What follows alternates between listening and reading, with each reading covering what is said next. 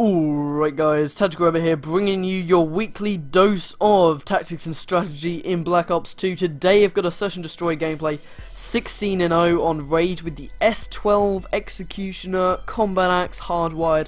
So pretty impressive gameplay. I was sort of messing around using this class, but managed to get 16 of the 19 kills on offer, which is pretty ridiculous. So the glass breaks up top. What does that show you? Give you a couple of seconds to think about it. Pretty simple really, basically shows that there's an enemy right now in top pool house, so you just need to pay attention to things like that. Chug a combat axe just in case, and I don't want to push out for this guy just in case the guy up top has a line of sight on me, so I stay here and challenge him from further back. I sort of want this episode to be more interactive than other ones, so I'm going to do a lot of slowing gameplay down, sort of analysing it in more detail and giving you guys a chance to say what should I do in different situations. Using the Executioner, I would recommend sort of don't just spam it, because you've only got 5 bullets and it takes a lifetime to reload, so you might as well just conserve your ammo a bit more and make sure you make your shots count. So Executioner has about 5% faster run speed than most of the shotguns. Shotguns have like 95% run speed apart from the M1216, which just goes really quick. So I sort of peeked this line of sight, fail with the combat axe, I should have banked it more to the left. Get shot in the back, so pretty dangerous situation. Theatre mode doesn't show that there was glass there, and I come up top and take someone out by surprise. See the right shield, long range, useless UAVs, see there's a guy at the back and see there's a guy here, but you know, I make clever use of cover to jump out and take him by surprise. But as I said, useless UAV, better to you know, save it until there's more enemies alive. So it'd have been better used now. I'd actually know if my rush route was going to work. So I switched to my S12 just when I might encounter an enemy, and look what I'm doing here. Moving around with a combat axe. This is something you see people do in bloody Sticks and Stones, let alone Search and Destroy by like a decent player. But I'm running around here. I knew that they dropped their riot shield, and usually when people drop their riot shields it means they're trying to hide.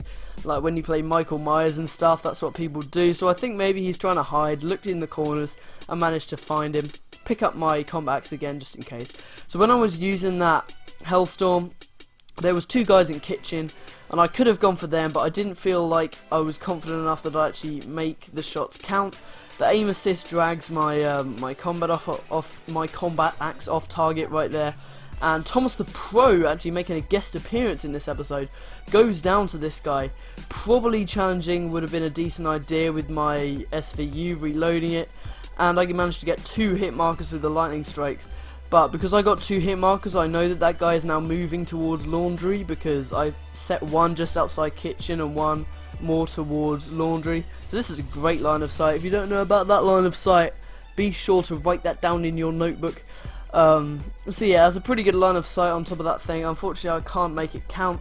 Checking for the enemy over here at B, and you know, theatre mode's a bit buggery sometimes. And I come over it, and I didn't actually see that guy in theatre mode, so I go over to A to check out the situation. Obviously I'm going to switch to my long range gun to check the long range line of sight and pick up an AN, because obviously it's more consistent a weapon than the SVU. Really I should be checking my back, but I don't really feel like I need to, considering the guy's probably going to be planting bomb. Didn't realise he was still over there at B, and I come over here to A. So I see the guy long range, chug an awful combat axe, and how would you approach this guy? So you know the guy's behind the statue. Would you go around the left? Would you go around the right? Or would you go over the top? You've had enough time to think about it now. The answer really, fairly obviously I suppose, is to go up top. You want to engage an enemy in the most unpredictable way possible. So I come over here, sort of looking around for him, and he hasn't gone behind me, so I know he's gone in front of me over to laundry. So where is he likely to be? Is he going to be just behind the blue van? Is he going to be up top laundry? Or is he going to be round to the right on the head glitch? Well, I thought he was going to be from top laundry. Now, I'll explain this decision making in a second. Effectively, I thought he'd be trying to run away from me, so I thought he probably wouldn't still be behind blue van, because he knew I had an AN-94 and he didn't really want to risk it, so I thought he'd run up into laundry, and I presumed he'd go top laundry rather than around the side to the head glitch, because I thought he wanted to get an eye on the bomb as quickly as possible, just in case I was defusing. That's how most people would play. Fortunately, he played in this way, so I managed to get an advantage on him in that way by predicting his movement. Right here I'm a bit careless going around the outside where there was a longer range engagement, but as soon as I get into kitchen I can absolutely annihilate with the S12, reload it because obviously I don't have many bullets left, try and pick up a gun but it doesn't always work, Black Ops 2 is a little bit glitchy. See to the left right there, so I'm just checking my line of sight. I'm checking if there was a guy but in front of Tiki Hut, and then I check the Tiki Hut area, and then I push around to take out the kid in Cutout. So I check the corner because I know they were using riot shielders earlier, and people who use riot shields often like to camp in corners and stuff like that, so you never know, there might be a guy there. I managed to wallbang this guy at long range, making use of picking up another weapon. If you are using close range weapons, every time you kill an enemy with a weapon that's slightly longer range, be sure to pick it up. So the game's coming to a close now. I'd just like you to ask my loyal subscribers who are still watching at this point one quick question. I'm sort of wondering, I'm bringing out a new montage, hope you guys do enjoy it, it should be really good, but I'm not really sure on a name, so comment down below a name. Thank you guys so much for watching, and I'll see you next time.